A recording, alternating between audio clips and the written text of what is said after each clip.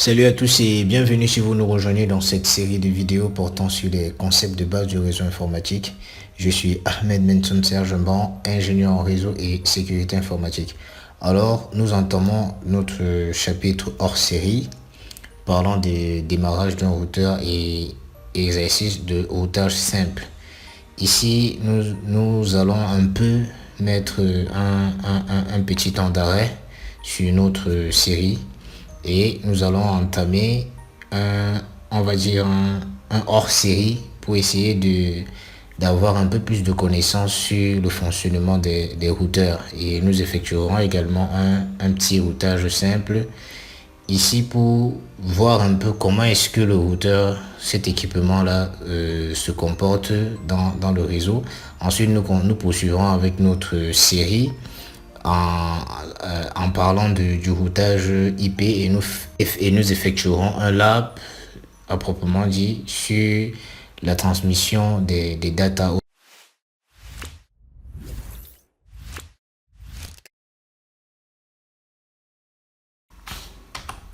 Sans plus tarder, nous passons à l'introduction.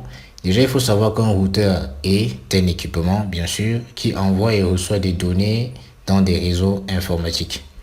Voilà. À l'image des switches ou encore des hubs, le routeur également a cette fonction-là qui est celle d'envoyer et de recevoir des données. Même si en réalité, il ne va pas forcément fonctionner de la même façon. C'est pour ça que les routeurs en cela sont parfois confondus aux concentrateurs réseau, au modem ou encore au commutateur réseau, mais en réalité, il combine les fonctions de toutes ces composantes-là. Il se connecte également à ces composantes-là pour améliorer l'accès à Internet ou créer des réseaux d'entreprise. Oui. Par exemple, le routeur va nous permettre de connecter plusieurs circuits, on va dire plusieurs bâtiments d'une même entreprise situés à des distances un peu éloignées. Oui. Maintenant ici, il y a tout un graphique et ici le routeur va nous permettre véritablement d'organiser la circulation de l'information dans cette entreprise-là. Nous verrons le comment un peu plus tard. Dans ce chapitre hors série, nous verrons comment démarre un routeur, quel est le processus de démarrage du routeur. Nous verrons également le Command Line Interface du routeur, parce qu'également on a un CLI aussi au niveau du switch. Et nous ferons une configuration basique des équipements reliés au switch et au switch lui-même, reliés au routeur et au routeur lui-même, c'est-à-dire des configurations basiques sur le routeur lui-même. Nous ferons un petit lab sur le routage simple en utilisant la méthode du routage statique. Ici, il faut comprendre que c'est des notions qui sont importantes et qu'il faut maîtriser. Très souvent, on se lance dans l'administration réseau et puis on a tendance à ne pas trop porter d'importance à ces informations-là qui sont pourtant primordiales, dont la compréhension autant pour moi est primordiale. Il est question de savoir ici comment est-ce que le routeur va démarrer. Lorsqu'il démarre, comment est-ce qu'il se comporte. Vous voyez? Ici, ça va nous aider au niveau des troubleshoots, au niveau des dépannages. Ce sera très utile de connaître, de comprendre, de maîtriser le fonctionnement du routeur de A à Z. Ok. Nous parlons du concept de bootage et de la mémoire. Ok. Nous avons le type de mémoire, nous avons le ROM, le Read Only Memory. Ce type de mémoire sauvegarde le fichier de démarrage. C'est-à-dire, tout comme les PC, le routeur a également un fichier de démarrage qu'on appelle ici le Bootstrap Startup Program. Le ROM également contient ou alors est chargé de rechercher le système d'exploitation et le programme, c'est-à-dire le POST, qui est le programme test de diagnostic à la mise sous tension. Le POST ici, c'est le Power On Diagnostic Test Program. Ici, ceci là va nous permettre de, tout comme avec les PC, ici ça, on va dire quoi, ce programme-ci va permettre au routeur de checker ces différents composants pour voir si tout va bien. À l'exemple, dans un PC, on va avoir par exemple ce même programme là qui va checker les composants tels que peut-être la batterie de votre PC, ou si le PC n'est pas assez fourni en termes où la tension n'est pas propre à ce que le PC démarre, le PC ne va pas démarrer. Il va vérifier un certain nombre de composantes. Ce que vous voyez que lorsque vous allumez votre PC, il va mettre un temps avant d'afficher le système. Il y a toutes ces vérifications là déjà qui vont être effectuées. Et puis s'il y a une composante essentielle au fonctionnement du PC qui est défaillante ou alors absente, le PC ne va pas démarrer, il va envoyer un bip, il va envoyer un son pour vous signifier qu'effectivement ici il y a une composante qui manque. Également, c'est de la même façon que le routeur lui va fonctionner, n'est-ce pas? Il va effectuer ce diagnostic-là des différentes composantes. Une fois qu'il a fait, ok, le routeur peut démarrer, il va rechercher le système d'exploitation. Flash memory, il est communément appelé le flash. Lui, il contient le système d'exploitation de Cisco. Et le système d'exploitation de Cisco ici, c'est le Cisco iOS, c'est-à-dire le Cisco c'est-à-dire le Cisco Internet Working Operating System. Ok. Le flash memory, communément appelé flash, il contient le système d'exploitation de Cisco. Le système d'exploitation de Cisco ici, c'est le Cisco iOS, qui est encore le Cisco Internet Working Operating System. La RAM. La RAM ici, la mémoire RAM ici sauvegarde les informations opérationnelles telles que la table de routage. Nous allons le voir tout à l'heure. Un peu comme avec la table de MAC address que nous avons vu lorsque nous parlions des adresses MAC enregistrées au niveau du switch. Et les configurations en cours, le running configuration. Le contenu du RAM est perdu si le routeur est mis hors tension ou redémarré. Ici, cette mémoire-là est volatile, vous voyez. Ça veut dire que si le routeur est mis hors tension et que vous n'avez pas sauvegardé, vous n'avez pas demandé au routeur de sauvegarder ces configurations-là, elles seront perdues. Elles seront perdues. À l'image de cette mémoire est équivalente également à celle qu'on va retrouver dans les PC, où vous verrez que si par exemple vous n'ordonnez pas à l'ordinateur que chaque fois que tu t'allumes, ouvre telle fenêtre, et bah quand il va s'allumer, la fenêtre ne sera pas ouverte. Vous voyez, vous pouvez avoir 10 fenêtres ouvertes avant l'extinction du PC. Lorsque le PC va se rallumer, il va pas vous ouvrir ces fenêtres là, à moins que vous ayez enregistré une configuration de telle sorte que lorsque le PC s'ouvre, il ouvre directement la fenêtre en question. Oui, c'est un peu de cette façon là. La mémoire RAM ici, c'est de la même façon, il va sauvegarder, parce que lors de l'utilisation du routeur, il va pas vous effacer toutes vos configurations, il va les sauvegarder, et on va dire que ces configurations là seront sauvegardées dans le RAM, et si le PC est mis hors tension, elles seront perdues. Par contre, nous avons le MVRAM, qui est le non-volatile RAM. Le non-volatile RAM ici, comme son nom l'indique, veut dire que le contenu n'est pas perdu lorsque le routeur est mis hors tension. Ici, le MVRAM ici, c'est le contenu ou alors la configuration que l'administrateur réseau va sauvegarder. Oui. Ici, au contraire du RAM, lorsque vous allez sauvegarder cette configuration-là, le routeur va l'enregistrer. Et au moment du démarrage, il va démarrer avec cette configuration que vous avez sauvegardée. Voilà un peu, voilà la différence, vous voyez, voilà la différence. Le RAM ici contient le running config, c'est-à-dire la configuration en cours, c'est-à-dire la configuration que vous avez effectuée pendant que vous êtes en train d'utiliser le routeur. Vous voyez un peu. Mais que vous ayez sauvegardé ou pas, cette configuration-là reste dans le RAM tant que le routeur est sous tension. Et le MVRAM, lui, contient le Startup Configuration, c'est-à-dire ce que vous avez sauvegardé. Ouais, un peu. C'est-à-dire que ça rentre dans le fichier de démarrage du routeur. Lorsque le routeur, lors du démarrage du routeur, tant pour moi, si le MVRAM est vide, le routeur va démarrer en state-up mode. Donc, j'explique ici.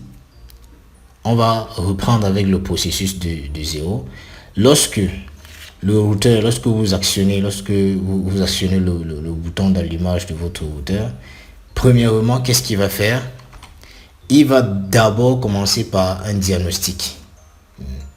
Le poste va d'abord entrer en action.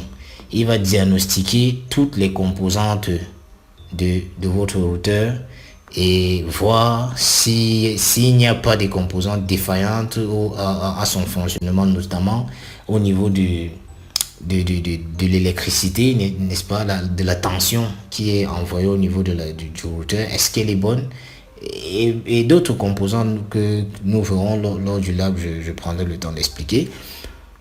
Maintenant, après, c'est le ROM qui va prendre le relais.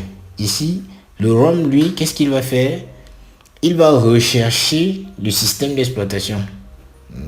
Il va rechercher le système d'exploitation. Il va dire à partir d'où est-ce que je vais trouver le système d'exploitation pour l'installer.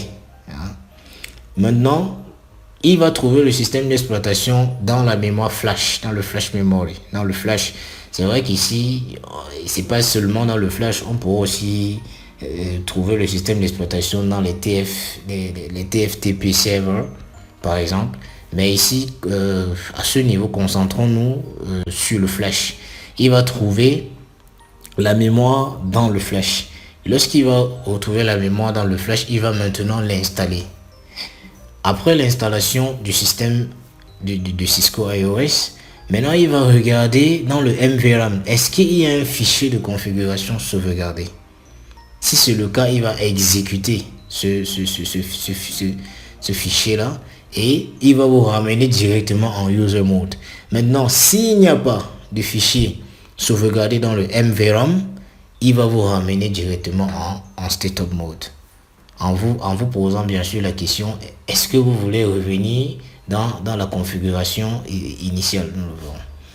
Avant de continuer cette vidéo, nous souhaitons vous présenter la plateforme de formation www.softlearnings.com. Sur cette plateforme, vous aurez l'ensemble de notre catalogue de formations pour vous accompagner dans l'acquisition de nouvelles compétences, mais aussi l'ensemble des outils et des solutions métiers développés pour vous aider au quotidien dans vos différentes missions. Vous avez aussi la possibilité de réserver vos places pour nos différents séminaires que nous organisons tout au long de l'année en venant simplement dans l'onglet séminaire et en choisissant le séminaire auquel vous voulez participer. Nous souhaitons par exemple prendre une formation, nous allons cliquer dans l'onglet formation et nous allons choisir cette formation que nous souhaitons ajouter au panier. Vous pouvez simplement cliquer sur ajouter au panier ou si vous souhaitez avoir la description de la formation, vous allez cliquer sur voir plus. Dans cette description, vous aurez l'ensemble du contenu de la formation. Vous avez la possibilité de voir les 2 premières vidéos de la formation, mais aussi la description de la formation et l'ensemble des outils qui sont mis à votre disposition pour la formation. Une fois que vous êtes convaincu, vous allez simplement cliquer sur ajouter au panier. Et lorsque vous ajoutez au panier, vous allez aller dans votre panier. Dans votre panier, vous allez attribuer ou bien mettre votre code promotionnel si vous avez, afin de bénéficier des réductions, et cocher cette case pour accepter les modalités de vente et vous allez procéder au paiement. Lors du paiement, vous avez 3 possibilités. Donc, soit vous pouvez prendre un paiement pour 6 mois, pour 12 mois ou pour 24 mois. En fonction de celui que vous allez choisir, vous pouvez choisir pour 12 mois ou pour 6 mois. Ça dépendra de vous. Au niveau des paiements, vous avez un paiement par carte bancaire si vous possédez une carte bancaire. Et au cas où vous n'avez pas de carte bancaire, vous pouvez payer par mobile money. Et si vous souhaitez bénéficier de 20% de réduction sur tous les achats que vous allez faire sur la plateforme, vous allez simplement payer par des softcoins. Comment faire pour recharger votre compte de softcoin? Vous allez simplement venir dans l'onglet softcoin à ce niveau. Et lorsque vous arrivez sur cet onglet, vous pouvez sélectionner votre recharge ou entrer une recharge personnalisée à ce niveau. Nous allons simplement choisir que nous voulons recharger de 140 euros. Vous allez cliquer sur recharger. Et à ce niveau, il sera question pour vous de pouvoir entrer vos informations bancaires ici pour faire votre recharge. Une fois que la recharge est faite, vous allez revenir dans votre compte pour voir où se situe le reliquat ou bien votre compte de coins. C'est dans votre compte personnel, mes coins, et vous avez l'ensemble des coins qui vous est attribué ou bien que vous avez acheté. Vous pouvez maintenant payer vos formations avec cela. Et si vous n'avez pas de compte, n'hésitez pas à regarder notre liste de partenaires dans les différents pays pour pouvoir recharger votre carte bancaire, votre compte coin autant pour moi, ou alors vous pouvez nous écrire à contact@softlearnings.com et nous allons vous donner la procédure pour pouvoir recharger votre compte. Maintenant, parlons des modes de configuration de switch. Nous avons d'abord le setup mode, c'est-à-dire lorsque le MVRAM est vide, le routeur, autant pour moi, le routeur va vous ramener vers le setup mode. Ensuite, nous avons le user mode qui permet d'exécuter quelques commandes de base. Vraiment, c'est vraiment quelques commandes de base comme je l'ai écrit. Ensuite, nous avons le privilege mode qui va permettre de vérifier, de faire des vérifications et qui va aussi aider dans le troubleshoot, c'est-à-dire dans les dépannages. Ici, on pourra vérifier si les configurations du switch, si les configurations de notre routeur sont fonctionnelles, c'est-à-dire si elles fonctionnent effectivement. Ici, nous avons le Global Configuration Mode. Ici, les configurations effectuées à ce niveau vont affecter le fonctionnement global de notre routeur. Ensuite, nous avons le Interface Mode. À ce niveau, les configurations sont appliquées aux interfaces du routeur. Et enfin, nous avons le Roman Mode qui, essentiellement, ici, va nous permettre de réinitialiser ou de récupérer le contrôle de réinitialiser notre mot de passe si, par exemple, nous l'avons oublié. Ce mode-là va nous permettre de le récupérer, de le changer. Ok. Maintenant, ici, nous voyons ici une illustration au niveau du démarrage du switch. Vous voyez, il va effectivement traverser toutes ces étapes-là. Il va checker les différentes composantes. Ici, il nous montre le système Bootstrap, la version utilisée également. Ici, effectivement, il va parcourir l'ensemble des étapes avant de démarrer. Il y a un ensemble de détails ici, d'informations qui nous fournit sur le switch, sur le routeur, autant pour moi. Excusez-moi, je m'emballe un peu. Ok, le Startup Mode et le User Mode. Ici, lorsque le routeur va démarrer, n'est-ce pas? Lorsque le routeur va démarrer, il va nous poser la question: est-ce que vous voulez entrer dans le mode de configuration initial? Dans ce mode-là, on peut effectuer ça va nous permettre de mettre quelques informations, comme par exemple le username. Par exemple, on peut mettre le nom et tout, et d'autres éléments, n'est-ce pas? Même si également ces informations-là, nous pourrons les configurer dans le Global Configuration. Vous voyez, c'est à l'exemple de lorsque vous allez installer nouvellement un système Windows, par exemple, dans votre PC. Lors de l'activation du système, Windows va vous demander d'insérer certaines données, telles que le nom que vous voulez donner à votre système, les mots de passe, les thèmes et tout ça. Mais lorsque vous allez rentrer dans les paramètres, vous pourrez également changer tout ça et effectuer à nouveau ces configurations là. C'est également de cette façon là que cela peut fonctionner au niveau du routeur. Donc ici, lorsque nous allons dire non, nous ne voulons pas rentrer à ce niveau là, directement le routeur va donc nous amener en user mode. Ok. Et ici, vous voyez ce symbole, le symbole de cette... comment on va appeler ça en mathématiques, c'est le symbole inférieur. Voilà. Vous avez ce symbole-là qui représente le user mode. Ici, si vous mettez un point d'interrogation, on va vous donner les différentes commandes que qu'on peut appliquer, qui sont appliquées autant pour moi au user mode. Vous voyez que c'est pas exhaustif. Maintenant, nous avons le privilege mode. Le privilege mode ici va nous permettre effectivement de faire des vérifications.